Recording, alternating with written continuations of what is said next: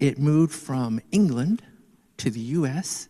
and is now this major movement.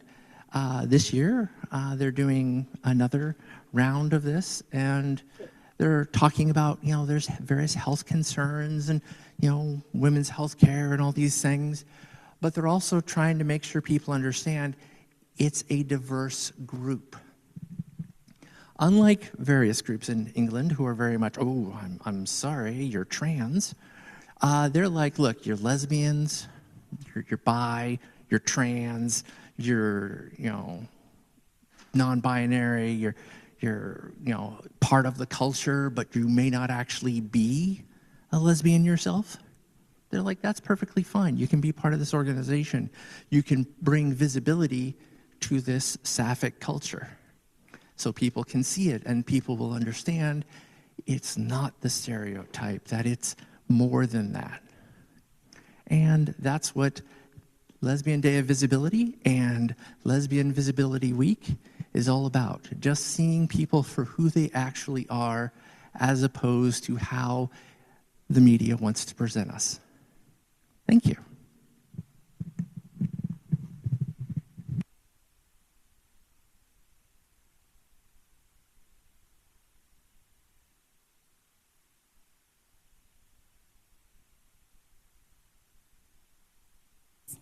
Before the service starts, if you want to submit an announcement to be read, please write it on a slip of paper now. There are slips of paper in the basket in the back row. Feel free to bring it up or raise your hand if you have a written announcement ready to collect. You may also raise your hand if you need us to come to you for an announcement. If you're on Zoom, put your announcement in the chat box at this time. There are always announcements on the back of your printed order of service, and we try not to repeat those verbally. The same announcements are in the email that go out every Sunday morning, and more that don't fit on the printed sheet. The Sunday Services team wants everyone to be aware that our services are recorded on Zoom, paused for sorrows and joys, and then uploaded to the Cuff YouTube channel. With the current political climate, we want everyone to be aware of this. Are there any announcements?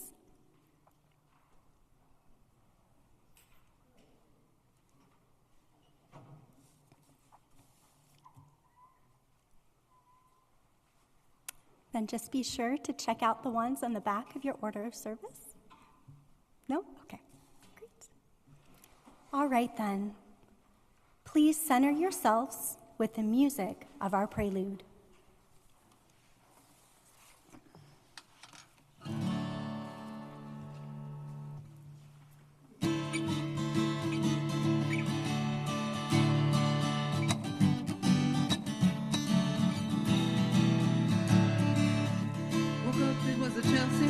And the first thing that I heard was a song outside my window, and the traffic wrote the words.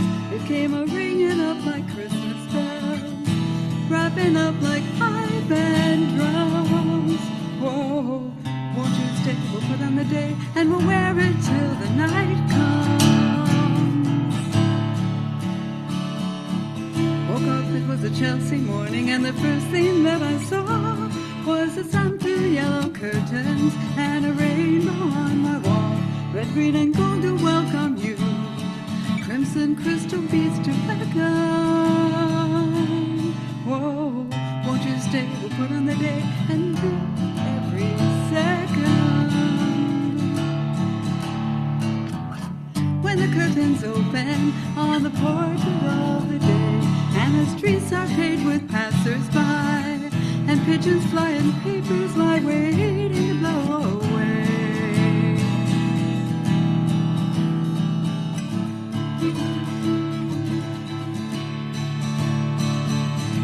Woke up, it was a Chelsea morning, and the first thing that I knew, there was milk and toast and honey, and a bowl of oranges too, and the light shone in like butterscotch, and stuck to all my senses.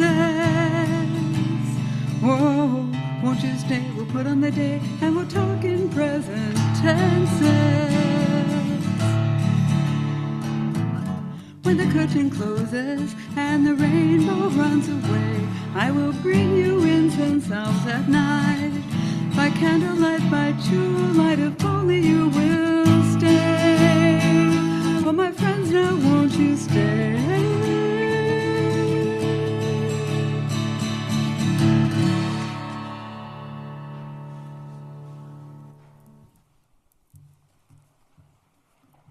Beautiful. Thank you, Pat. Welcome to the Carbondale Unitarian Fellowship, located on the unceded traditional lands of the first people of present-day southern Illinois, the Miami, Osage, Kaskaskia, and Quapaw. The fellowship is a member congregation of the Unitarian Universalist Association, sharing the good news of Unitarian Universalism with folks throughout our region. Our good news is a message of love, freedom, reason, respect, and justice as the basis for religious community. I'm Bethy Seibold, and this morning I'm your Sunday services facilitator. We are a congregation of open minds and hearts, all ages, all colors, all genders, all abilities, all kinds of wealth, and all kinds of love. And now I invite those of us who are online to select gallery view so we can wave at each other, connecting our congregation over space.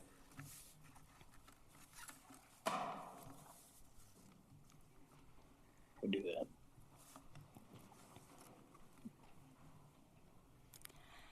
Currently, Cuff is lay-led, with the Sunday services team planning our services using the rich spirit and many talents of our congregation's members and friends. In addition to members, services may include guest speakers and ministers. Please join us on Sunday mornings or at our Wednesday evening Vespers on Zoom as we await our new minister in August. And for our chalice lighting today, I will share Earth Heart with adaptations by Robin Wall Kimmerer and Reverend Tanya Marquez. We put our minds together as one and thank all the birds who move and fly about above our heads. The Creator gave them the gift of beautiful songs. Each morning, they greet the day and with their songs remind us to enjoy and appreciate life. We light this chalice for the earth, of which we all are part. We pledge to care for what it needs and hold it in our heart.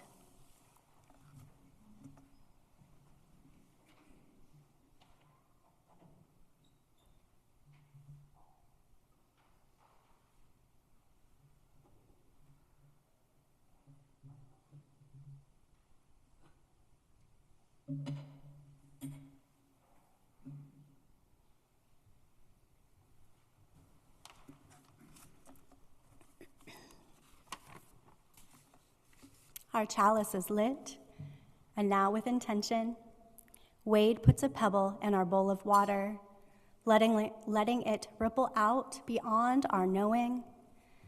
All are invited to do the same here at the fellowship or at home to mark a joy, sorrow, or any other feeling you have during the musical parts of the service. And I will share a reading this morning from the Bible, Mark chapter 13, verses 28 through 31. Now learn this lesson from the fig trees.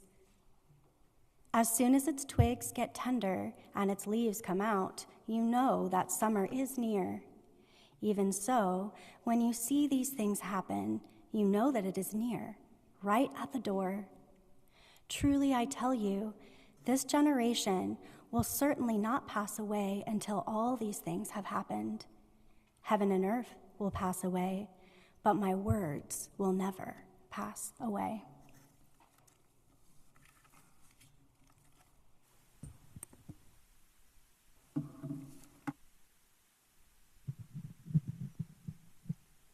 And now is the time in our service that we share sorrows and joys in fellowship. We are asking folks to keep their sharing brief, so we allow time for everyone who wants to share. This is a time for personal milestones of emotional and spiritual significance. And joys shared aloud or kept silent in our hearts, we observe a moment of silence.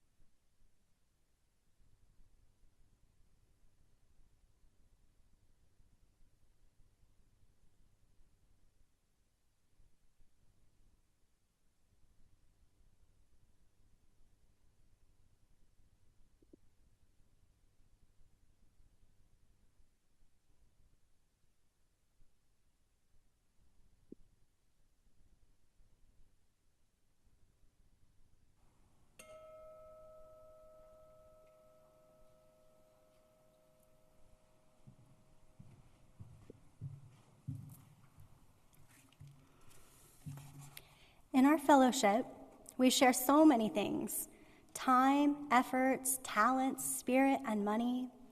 We share with this fellowship and for the needs of the fellowship, but we also share with our greater community beyond these walls. You may contribute to the fellowship or to our social action offering recipient for April, the Murfreesboro Food Pantry. There is also more information about them in your order of service. Checks should be payable to CUF, and you can also donate online via PayPal. The link is in the chat and in your order of service. Use the check memo area or the note area in PayPal if you wish to specify a contribution to the Murfreesboro Food Pantry. Also remember that your spare change makes a difference. All coins collected during the offering are sent to the UUA Annual Program Fund, which provides important resources to UU congregations, including CUF. And now please join me in our unison offering reading.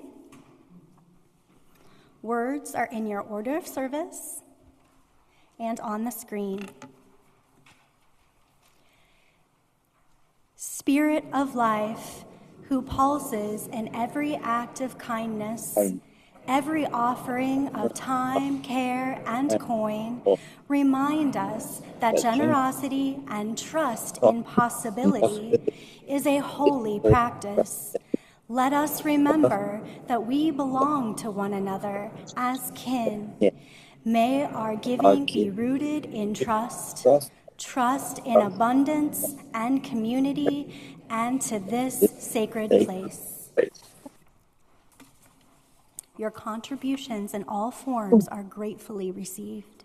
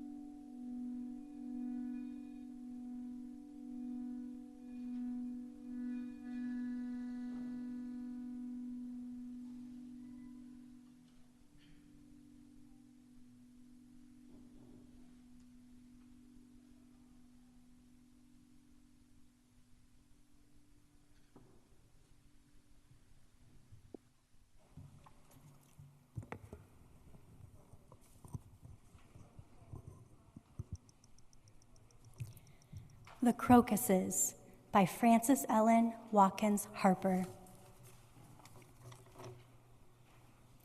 They heard the south wind sighing, a murmur of the rain, and they knew that earth was longing to see them all again. While the snowdrops still were sleeping beneath the silent sod, they felt their new life pulsing within the dark, cold clod. Not a daffodil nor a daisy had dared to raise its head.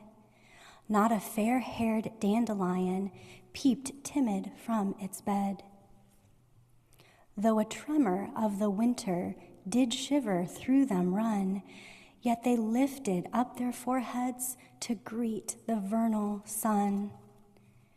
And the sunbeams gave them welcome, as did the morning air, and scattered o'er their simple robes rich tints of beauty rare.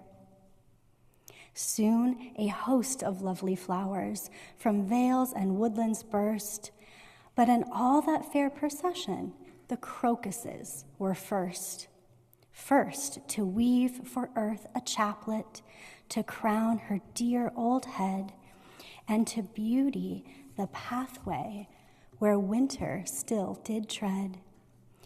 And their loved and white-haired mother smiled sweetly 'neath the touch, when she knew her faithful children were loving her so much. And I now invite Wade to share his message on the signs of the times. Thank you. It's one of those weird things. I'm not from here, but I'm from here at this point. I spent most of the last 25 years somewhere along Illinois 13, from Shawneetown to Marion, to Carbondale to Murfreesboro, to, everywhere. And part of what makes me feel home here is that what happens outdoors looks a lot like what happens outdoors where I grew up in Raleigh, North Carolina. And so every spring, we would go looking in the yard for crocuses. I didn't realize lady slippers were rare because we had them everywhere in our woods. I could go find 5, 10, 15 pink lady slippers every year. And it was one of those things that my parents did to help us mark time. It doesn't work as well anymore. This year, my daffodils beat my crocuses up. But I was thinking about that as I read this poem and things, that we have a lot of different ways to keep time. It is an entirely different experience walking my dog when there is no school traffic in the morning. I can cross roads differently. My goodness, Carbondale is certainly a different town between June and August than it is the rest of the year, right? And so we keep track of time in different ways, and we watch and we see different things if we know to look for them. But how do we know? Right? Who teaches us these things, what we're looking for, how to tell. Being an adult, frankly, is not all it is cracked up to be. If you're like me, you probably said, one day I'll be an adult and I'll be in charge of all these things and it'll be great. And now one day has come and I'm an adult and I'm in charge of all these things and it is not great. How do you know when the pasta is done? How do you know when the rice is done? How do you know when the bread is risen enough? If somebody doesn't teach you, if you don't have that companion to experience things. I can tell you the way you do it is a lot of trial and error, probably more error than anything else. And so in these seasons of change, when even the signs of the times are changing, I think it's more important than ever that we're paying attention. Not just to the ways we used to mark time, but to the ways that we have to mark time today.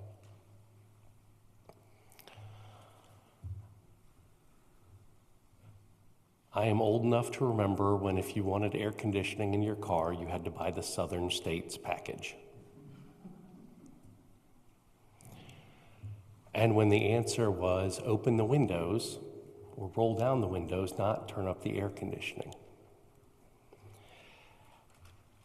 But we've gotten used to all of our technological creature comforts. And that helps us miss some of the changing of the seasons. You may have had a rude surprise yesterday morning as you went out and said, wait, it was 80 degrees the day before. And I walked through frosted grass this morning. So here we are in a time of confusing signs of the times. How do we sort it out? How do we know what's what? Who will help us? I think that's one of those big challenges for us. I'm in a breakfast group with several other pastors, and we joke about Lutheran Standard Time, which is at least 10 minutes behind the stated time. So if you're there after the Lutherans, you are definitely late. And most of us probably have that one friend, or maybe more than one friend, who is habitually 15 minutes late. And if you don't have that one friend, you probably are that one friend.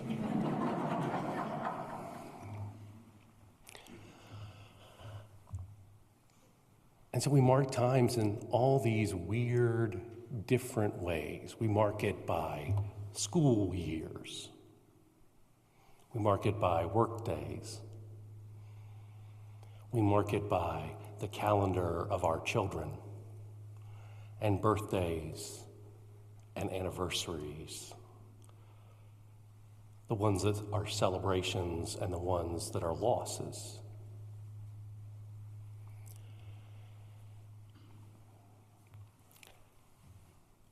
And it's funny because the things we pay attention to are the things we were taught to pay attention to once upon a time. I don't think I've ever known the date of my parents' anniversary. They eloped. Driving across the country, moving from jobs in Seattle, Washington to upstate New York. I know where they got married. Got married in Sand River, Idaho, but I don't know when they got married. And so for me, anniversaries have never been a big thing because it was never a big thing. The table for what we pay attention to is set very, very early. And I think about it with faith communities as well, that our ears get tuned to the news based on what we hear about in worship, where we partner in mission, and those sorts of things. As the pastor of First Presbyterian in Marion, we're the founding organization behind Marion Medical Mission. Our ears perk up about Malawi because for nearly 40 years, we've heard mission reports from Malawi, from our own members. So, when Flint had water problems, there was no challenge persuading them that this was a big deal because for 40 years they've been working on safe, clean, sustainable water issues. Their ears perked up when Jackson, Mississippi was having their challenges because their ears have been tuned to listening for certain pieces of news. Not quickly. I wouldn't even say intentionally, but over time, they've learned to pay attention to certain things that keep coming up over and over again in their lives. And I would bet it's the same here at Cuff.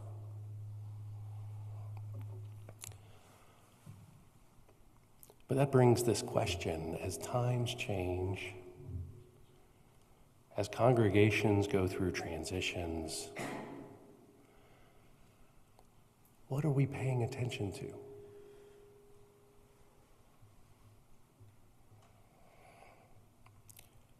Are we paying attention to orange barrels blocking off Wall Street? Or is that not part of town we go through? Are we thankful, dear God, that the semester is almost over at SIU, or have we lost track of academic time?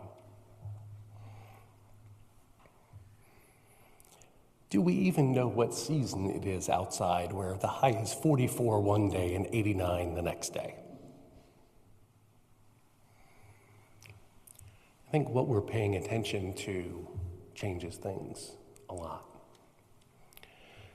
I mentioned this morning going through frosted grass. Every morning I walk our dog. She's 11. She's an 85-pound Great Pyrenees German Shepherd mix, and we go about 2 miles every morning. And she is nearly 90 pounds, so sometimes she decides where we're going. And she chooses slightly different paths most days. We have sort of a routine, but not a precise routine. And one of the joys of that is I get to go by different yards every day and see that somebody has been in their yard, or that somebody else has added solar panels. Ooh, there's a for sale sign up over here. I've always wondered what that house looks like inside. Simply by getting off of the path I know so well, I am invited to pay attention in a different way to different things. I make it a habit to avoid Illinois 13 as much as humanly possible. And so I come across on Old 13 from Marion, and I get to see the edge of Crab Orchard on the southern side. And you have to pay attention for the deer, which are not quite as prevalent on regular 13 between the stoplights and the bright lights and the hucks and the bowling alley. And things change both more rapidly and more slowly on Old 13. The fields change. A house was torn down this last week. Some days it's more traveled, some days it's less traveled. I think ultimately, we all have signs and signals that we watch for.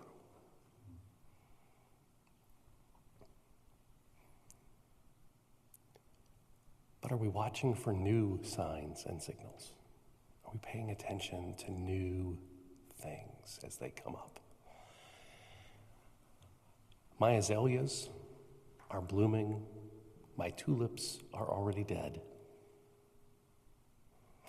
My Japanese maple is in full, bright, glorious red.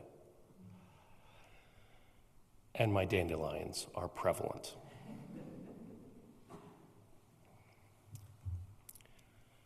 Last year's yellow wood and service berries made it through the winter. The dogwood survived last summer.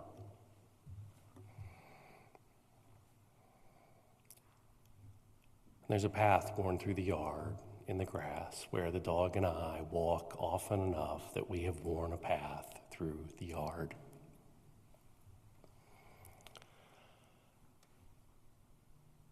But one of the great joys of what I do at Faith in Place is I get to get out into different communities and take different roads. And I spent a lot of time in Metro East in the last couple years, and for the longest time, my God, 64 was under construction. I don't know about you, but one lane on 64 does not feel safe. And so I would take other roads, sometimes because I'd miss the turn, because there's only one lane. This last trip, I almost missed the turn because the tractor trailer about 15 minutes in front of me had missed the turn and was laying across 2 lanes. And they were just shutting it down as we got there. And I think some days we need to get off the track we know so well.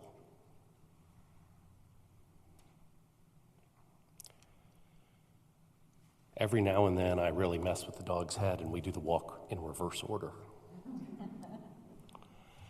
And you see things differently going than you do coming. It's the other side of the tree. It's the other side of the sign. It's maybe seeing that sign and realizing some kid put googly eyes on it. But you only see the back of it most of the time. So as we do what we do, I would encourage you to move 1 block over from your normal route and see what it looks like, just shifted a little bit. In the words of the Magi, after seeing Jesus born, go home by another way and see what you see. But above all, in these troubled times, take the time not just to pay attention to your environment, but to your neighbors, to their hurts and their needs, to their wonders and their celebrations. Take the time to listen, that in their joys you may be reminded of your joys, and in their hurts you may be reminded of your healings and your wanderings. Pay attention, because the signs of the times are changing. And pay attention because most of us know what it is like to be heard and seen for the first time by someone who's paying attention.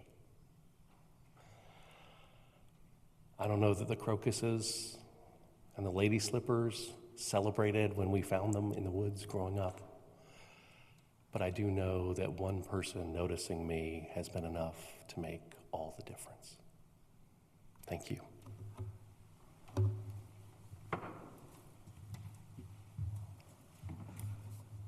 Thank you so much, Wade, for that beautiful message.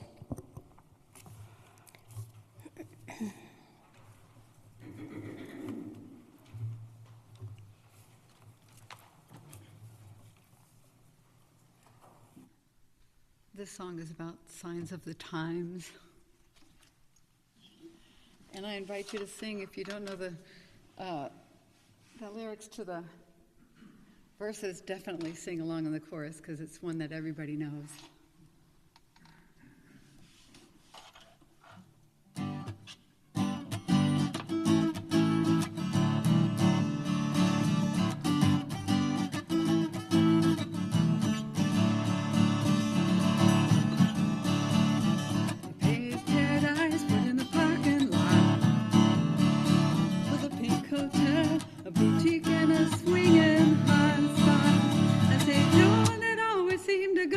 That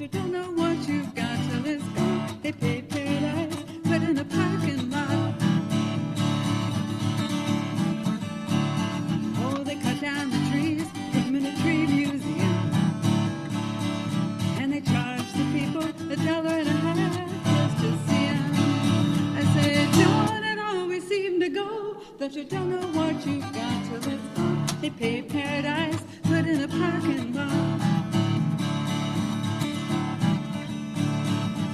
Hey, farmer, play with that DDT now.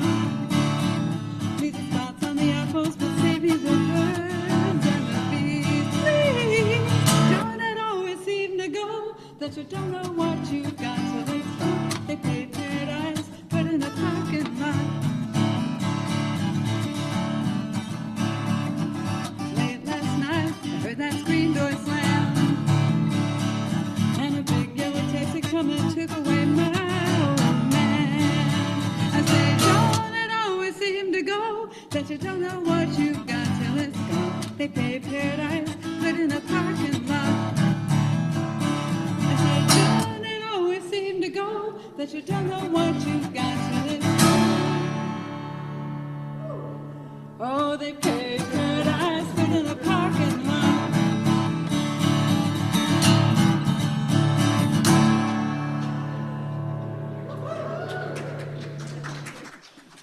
Why don't we just start our thanks? Thank you, Pat.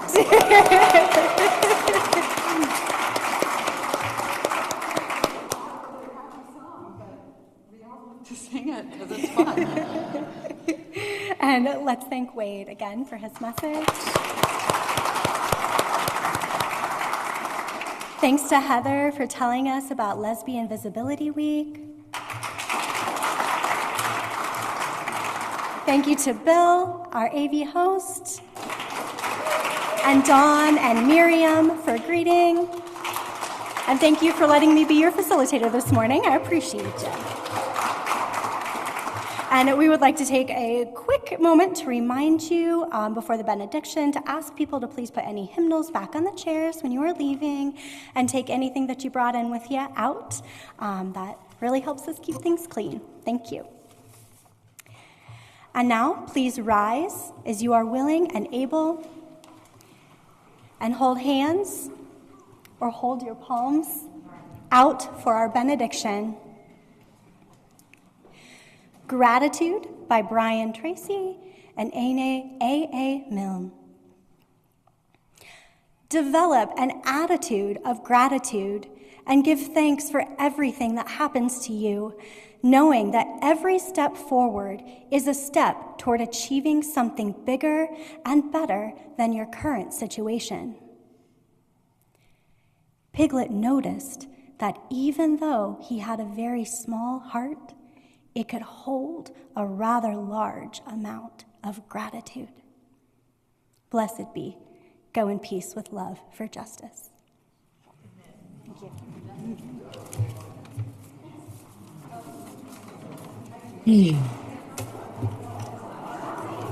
Thank you so much. It was wonderful.